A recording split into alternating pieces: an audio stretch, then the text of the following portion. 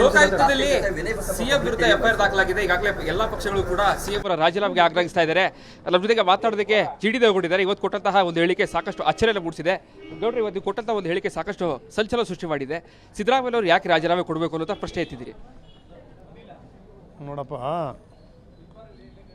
ನಾನು ಸ್ಪೆಸಿಫಿಕ್ಕಾಗಿ ಹೇಳಿದ್ದೀನಿ, ನಾನು ಯಾವತ್ತೂ ಯಾವ ಸ್ಟೇಟ್ಮೆಂಟ್ ಕೊಡೋಕ್ಕೂ ಹೋಗಿಲ್ಲ.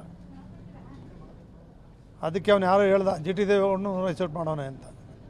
ಅದಕ್ಕೆ ನಾನು ಹೇಳಿದೆ, liquor shop, petrol bunk, hotel, complex ಅಥವಾ ಅಲ್ಲೊಂದು ಸೈಟು ತಗೊಂಡಿದ್ರೆ ತೋರಿಸ್ಬಿಡು, ಇಲ್ಲದೇ ನಿನ್ನ ಜೈಲಿಗೆ ಹಾಕ್ಸ್ತೀನಿ ಅಂತ ಹೇಳಿದೆ.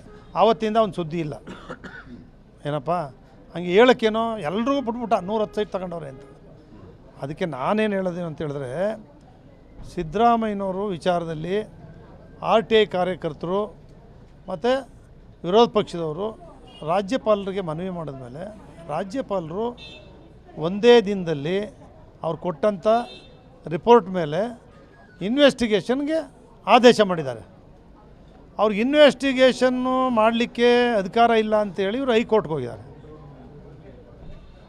ಸಿದ್ದರಾಮಯ್ಯನವರು ಅವ್ರು ಹೈಕೋರ್ಟಲ್ಲಿ ಏನು ಹೇಳಿದ್ದಾರೆ, ರಾಜ್ಯಪಾಲರ ಆದೇಶವನ್ನು ಎತ್ತಿಡಿದಿದ್ದಾರೆ. ಈಗೇನು ಅದರ ಆಧಾರದ ಮೇಲೆ ಏನಾಗ್ತಾಯಿದೆ, ಕಾನೂನುಬದ್ಧವಾಗಿ ಲೋಕಾಯುಕ್ತದಲ್ಲಿ ಎನ್ಕ್ವೈರಿ ನಡೀತಾ ಇದೆ.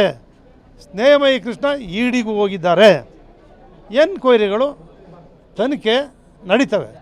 ಅವರು ತೀರ್ಮಾನ ಆಗಿ ಬರಬೇಕು, ಇವರು ತಪ್ಪಿತಸ್ಥರು, ಇವ್ರದ್ದು ಅದರಲ್ಲಿ ಕೈವಾಡ ಇದೆ, ಇವರಿಂದನೇ ಆಗಿದೆ ಅಂತಕ್ಕಂಥ ರಿಪೋರ್ಟ್ ಬಂದರೆ ಆವಾಗ ನ್ಯಾಯಾಲಯ ಏನು ಹೇಳ್ತದೆ ಆ ಶಿಕ್ಷೆ ಅನುಭವಿಸ್ಬೇಕಾಗ್ತದೆ. ಆದರೆ ಇವತ್ತಿನ ಅವ್ರು ಕೊಟ್ಟಿರೋ ತೀರ್ಪು ರಾಜೀನಾಮೆ ಕೊಡುವಂತಲಲ್ಲಿ ಈಗಲೇ ಜೈಲಿಗೆ ಹಾಕುವಂತಲಲ್ಲಿ ಅದು ಯಾವುದೂ ಕಾನೂನಲ್ಲೂ ಇಲ್ಲ.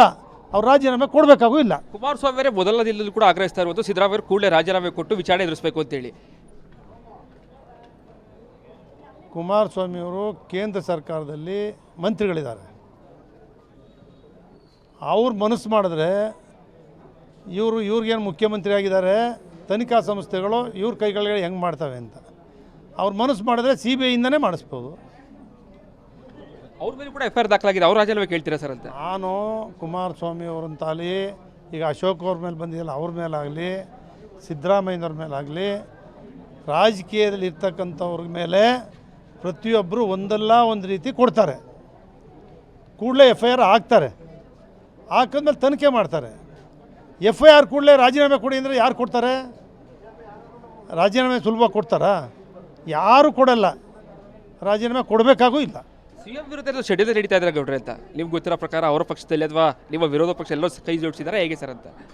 ಈಗ ಏನಾಗಿದೆ ಅಂದರೆ, ಇವರು ಕಾಂಗ್ರೆಸ್ ಅವರು ಕುಮಾರಸ್ವಾಮಿ ಅವ್ರ ಮೇಲೆ ಹೇಳೋದಾಗಲಿ, BJP ಅವ್ರ ಮೇಲೆ ಹೇಳೋದಾಗಲಿ, ಅವರು ಇವ್ರ ಮೇಲೆ ಹೇಳೋದಾಗಲಿ, ನೋಡಿ ದೇಶದಲ್ಲಿ ಭಾರತೀಯ ಜನತಾ ಪಕ್ಷ ಸರ್ಕಾರ ಬಂದಿದೆ, 5 ವರ್ಷ ಅಧಿಕಾರ ಇದೆ ಅವ್ರಿಗೆ.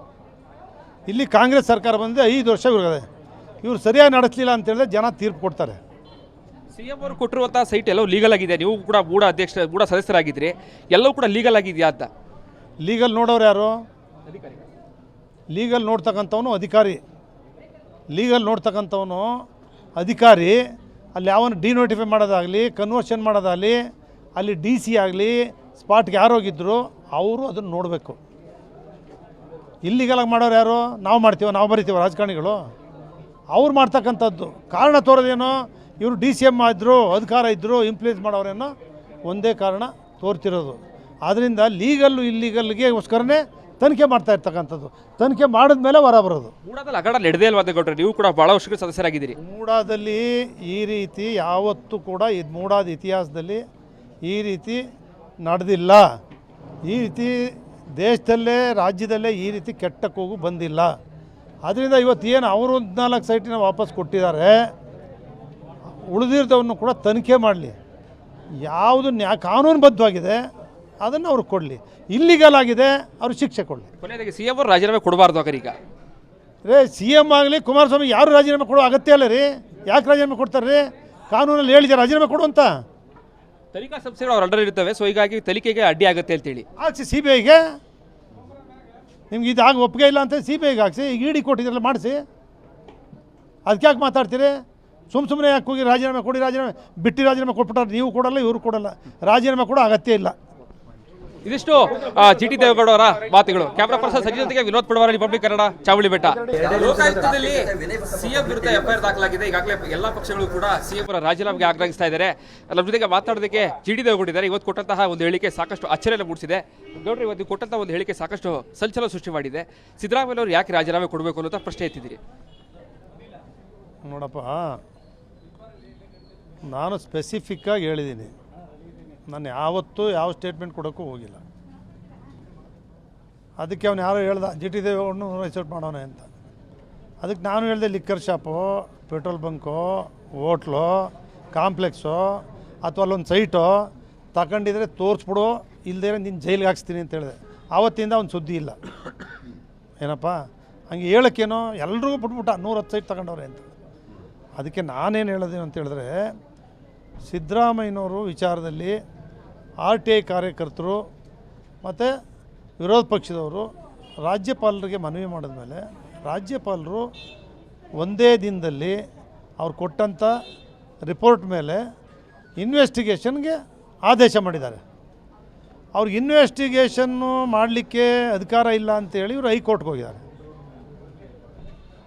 ಸಿದ್ದರಾಮಯ್ಯನವರು ಅವ್ರು ಹೈಕೋರ್ಟಲ್ಲಿ ಏನು ಹೇಳಿದ್ದಾರೆ, ರಾಜ್ಯಪಾಲರ ಆದೇಶವನ್ನು ಎತ್ತಿಡಿದಿದ್ದಾರೆ.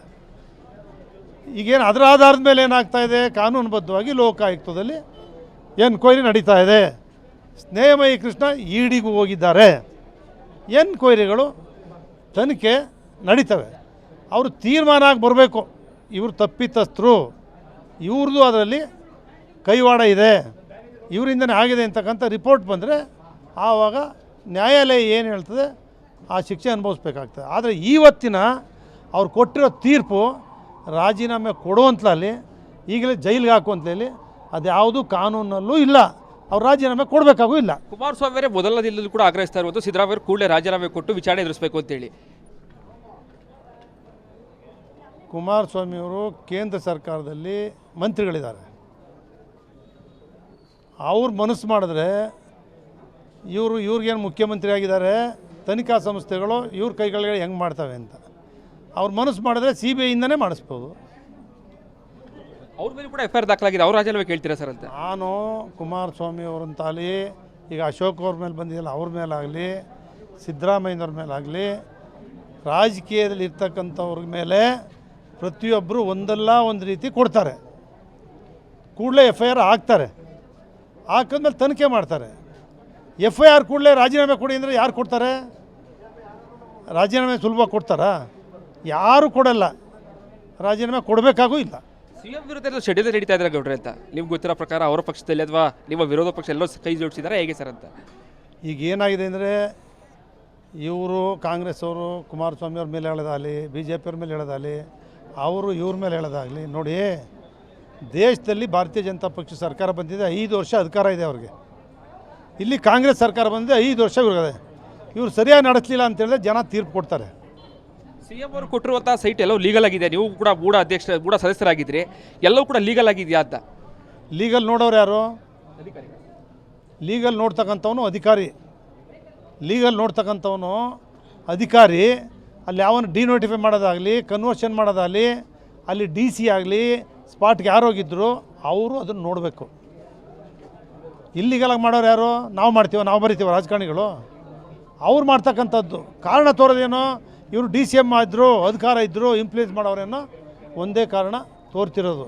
ಆದ್ದರಿಂದ ಲೀಗಲ್ಲು ಇಲ್ಲಿಗಲ್ಗೆಗೋಸ್ಕರನೇ ತನಿಖೆ ಮಾಡ್ತಾ ಇರ್ತಕ್ಕಂಥದ್ದು.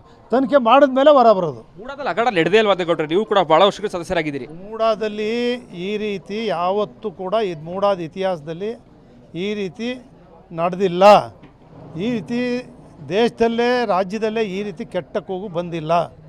ಅದರಿಂದ ಇವತ್ತು ಏನು ಅವರು 14 ಸೈಟಿನ ವಾಪಸ್ ಕೊಟ್ಟಿದ್ದಾರೆ, ಉಳಿದಿರೋದವನ್ನು ಕೂಡ ತನಿಖೆ ಮಾಡಲಿ. ಯಾವುದು ಕಾನೂನುಬದ್ಧವಾಗಿದೆ ಅದನ್ನು ಅವ್ರಿಗೆ ಕೊಡಲಿ. ಇಲ್ಲಿಗಲ್ ಆಗಿದೆ ಅವ್ರು ಶಿಕ್ಷೆ ಕೊಡಲಿ. ಕೊನೆಯದಾಗಿ ಸಿಎಂ ಅವರು ರಾಜೀನಾಮೆ ಕೊಡಬಾರ್ದು ಈಗ? CM ಆಗಲಿ ಕುಮಾರಸ್ವಾಮಿ ಯಾರು ರಾಜೀನಾಮೆ ಕೊಡೋ ಅಗತ್ಯ ಇಲ್ಲ ರೀ. ಯಾಕೆ ರಾಜೀನಾಮೆ ಕೊಡ್ತಾರೆ ರೀ? ಕಾನೂನಲ್ಲಿ ಹೇಳಿದ್ದಾರೆ ರಾಜೀನಾಮೆ ಕೊಡು ಅಂತ. ತನಿಖಾ ಸಂಸ್ಥೆಗಳು ಅವ್ರ ಅಂಡರ್ ಇರ್ತವೆ, ಸೊ ಹೀಗಾಗಿ ತನಿಖೆಗೆ ಅಡ್ಡಿ ಆಗುತ್ತೆ ಅಂತೇಳಿ ಹಾಕ್ಸಿ. CBIಗೆ ನಿಮ್ಗೆ ಇದಾಗ ಒಪ್ಪಿಗೆ ಇಲ್ಲ ಅಂತ CBIಗೆ ಹಾಕ್ಸಿ. ಈಗ ED ಕೊಟ್ಟಿದ್ರಲ್ಲ ಮಾಡಿಸಿ. ಅದಕ್ಕೆ ಯಾಕೆ ಮಾತಾಡ್ತೀರಿ? ಸುಮ್ಮನೆ ಯಾಕೆ ಹೋಗಿ ರಾಜೀನಾಮೆ ಕೊಡಿ, ರಾಜೀನಾಮೆ ಬಿಟ್ಟು ರಾಜೀನಾಮೆ ಕೊಟ್ಬಿಟ್ಟಾರೆ. ನೀವು ಕೊಡಲ್ಲ, ಇವರು ಕೊಡಲ್ಲ. ರಾಜೀನಾಮೆ ಕೊಡೋ ಅಗತ್ಯ ಇಲ್ಲ. ಇದಿಷ್ಟು ಜಿ ಟಿ ದೇವೇಗೌಡ ಅವರ ಮಾತುಗಳು. ಕ್ಯಾಮ್ರಾ ಪರ್ಸನ್ ಸಜ್ಜಿನೊಂದಿಗೆ ವಿನೋದ್ ಪುಡವಾರ, ರಿಪಬ್ಲಿಕ್ ಕನ್ನಡ, ಚಾವಳಿ ಬೆಟ್ಟ.